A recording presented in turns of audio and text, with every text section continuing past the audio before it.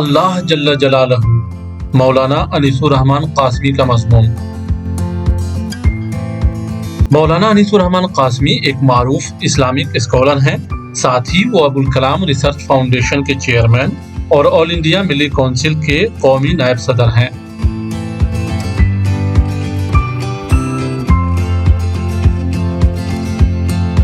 اللہ جل شانہ کی ذات ایک ہے اور 99 صفاتی نام ہیں۔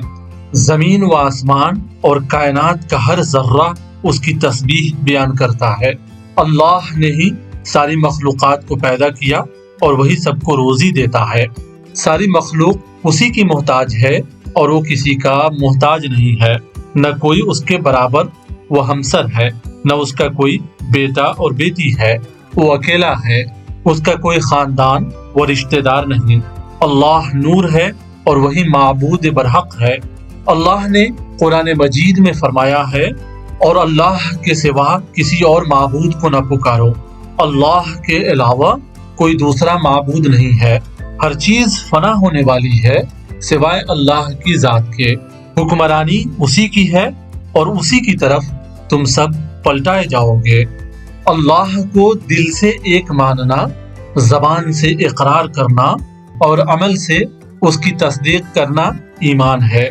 ایمان کا تقاضا یہ ہے کہ اللہ کے علاوہ کسی اور کی پرستش نہ کی جائے، نہ کسی دوسرے کو حاجت روا سمجھا جائے، نہ اس کی عبادت میں کسی اور کو شریک کیا جائے، ظاہری طور پر بھی نہیں اور حقیقی طور پر بھی نہیں۔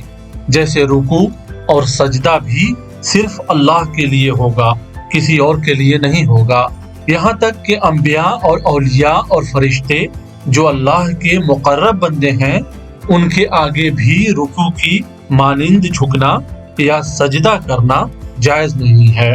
جو لوگ اللہ کے علاوہ کسی اور کو حاجت روائی کے لیے پکارتے ہیں یا اس کی صفات میں کسی اور کے بارے میں یہ خیال کرتے ہیں کہ وہ روزی دیتا ہے یا فصلیں اگاتا ہے یا پانی برساتا ہے یا روشنی وغیرہ دیتا ہے، وہ مشرک ہیں۔ خلاصہ کلام یہ کہ اللہ کی ذات، صفات اور حقوق و اختیارات میں کسی کو شریک کرنا یا جو اللہ کا حق ہے اسے کسی اور کو دے دینا، جیسے قربانی کسی اور کے نام پر کرنا یا نذر و نیاز کسی اور کے نام پر چڑھانا، دعا کسی اور سے مانگنا، شرک والا کام ہے۔ دنیا کی مشرک قومیں جیسے عیسائی، یہودی، ہندو، جین، بودھ، سکھ وغیرہ یا تو ایک اللہ کو چھوڑ کر دوسرے کی عبادت کرتی ہیں یا اللہ کے حقوق و اختیارات میں دوسرے کو شریک کرتی ہیں یا اس کے حکم کے خلاف کرتی ہیں۔ اس لیے ان کے طریقے عبادت کو مشرکانہ طریقہ بتایا گیا ہے۔ سورہ حج میں اللہ فرماتے ہیں، اے لوگوں، ایک عجیب بات بیان کی جاتی ہے، اس کو کان لگا کر سنو۔ اس میں کوئی شبہ نہیں کہ جن کی تم لوگ اللہ کو چھوڑ کر عبادت کرتے ہو، وہ ایک مکھی کو پیدا نہیں کر سکتے، چاہے سب کے سب بھی ایک ساتھ ہو جائیں، اور اگر ان میں سے مکھی کچھ لے جائے تو اسے چھڑا نہیں سکتے۔ اللہ نے یہ بھی مثال دی ہے کہ جو لوگ اپنے رب کا انکار کرتے ہیں اور اللہ کے علاوہ کسی دوسرے کو اس کی عبادت یا صفات میں شریک کرتے ہیں، ان کا کوئی عمل اللہ کے نزدیک قابل قبول نہیں، اور جو شخص اسلام کے سوا کسی دوسرے دین کو طلب کرے گا تو اسے قبول نہ ہوگا اور وہ آخرت میں تباہ کاروں میں سے ہوگا۔ دنیا میں ایک بڑی تعداد ایسے لوگوں کی ہے جو اللہ کے لیے بیوی اور بیٹا بیٹی ہونے کا غلط اور مشرکانہ عقیدہ رکھتے ہیں، جیسے یونان و ہندوستان کے بعض بت پرست یا بعض یہودی اور عیسائی خدا کے لیے بیوی اور اولاد کا عقیدہ رکھتے ہیں۔ یہ اتنی بڑی ناانصافی اور ظلم کی بات ہے جس کی کوئی مثال نہیں دی جا سکتی ہے۔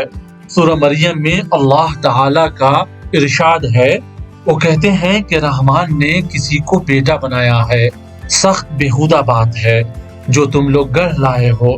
قریب ہے کہ آسمان پھٹ پڑے اور زمین شک ہو جائے اور پہاڑ گر جائے اس بات پر کہ لوگوں نے رحمان کے اولاد ہونے کا دعویٰ کیا۔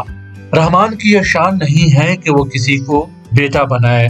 زمین آسمان کے اندر جو بھی ہیں وہ سب اللہ کے سامنے بندے کی حیثیت سے پیش ہوں گے۔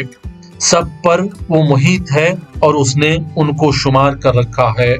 انسانوں کی سب سے بڑی گمراہی یہ ہے کہ انہوں نے مخلوق کو خالق کے درجے میں رکھ دیا، حالانکہ وہ صرف ایک اللہ کے پیدا کرنا ہے۔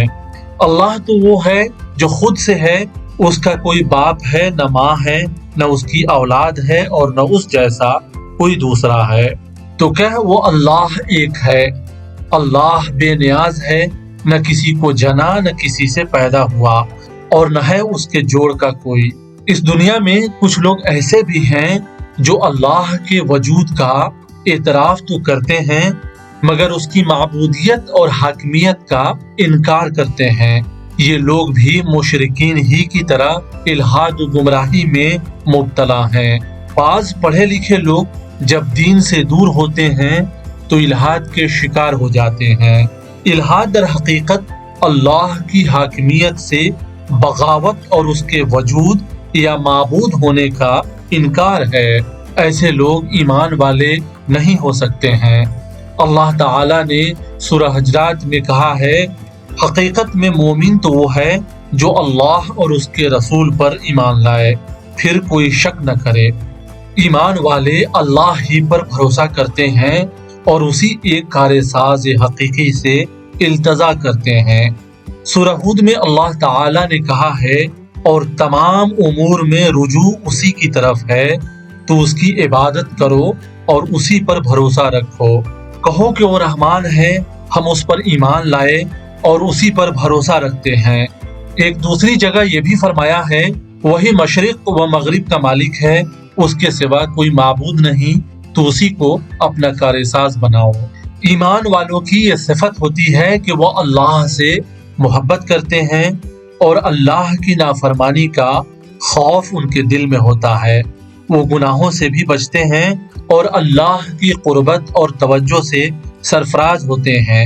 اللہ سے ان کی محبت مال و اولاد سے بھی بڑھی ہوئی ہوتی ہے۔ ارشاد الہی ہے، اور جو لوگ ایمان لانے والے ہیں وہ اللہ سے سب سے زیادہ محبت کرنے والے ہیں۔ اللہ رب العزت کی اطاعت ضروری ہے، اس کے بغیر انسان مومن نہیں ہو سکتا ہے۔ اللہ تعالیٰ کا ارشاد ہے، اللہ اور رسول کی اطاعت کرو، اگر روگردانی کرو گے تو اللہ کافروں کو دوست نہیں رکھتا۔ ایک دوسری جگہ اللہ تعالیٰ فرماتے ہیں، تو اللہ سے ڈرو اور میری اطاعت کرو، اللہ اور اس کے رسول کی اطاعت کرو تاکہ تم پر رحم کیا جائے۔ سورہ نساء میں اللہ تعالیٰ فرماتے ہیں، جس نے اللہ اور اس کے رسول کی اطاعت کی اس کو جنت میں داخل کیا جائے گا۔ رسول اللہ صلی اللہ علیہ وسلم کی اطاعت بھی حقوق اللہ میں سے ہے۔ رسول اللہ صلی اللہ علیہ وسلم نے فرمایا ہے، جس نے میری اطاعت کی اس نے اللہ کی اطاعت کی۔ اس لیے تمام مسلمانوں کے اوپر ضروری ہے کہ وہ اللہ کی اطاعت کے ساتھ رسول اللہ صلی اللہ علیہ وسلم کی اطاعت کرے اور اللہ جل شانہ کی ہر وقت تسبیح و پاکی بیان کرتے رہیں، اسی کو قادر مطلق جانیں اور اسی سے استدعا کریں۔ اللہ کی صفاتی ناموں کی اہمیت کے بارے میں رسول اکرم صلی اللہ علیہ وسلم نے فرمایا ہے، اللہ تعالیٰ کے 100 میں ایک کم 99 نام ہیں، جس نے انہیں شمار کیا وہ جنت میں داخل ہوگا۔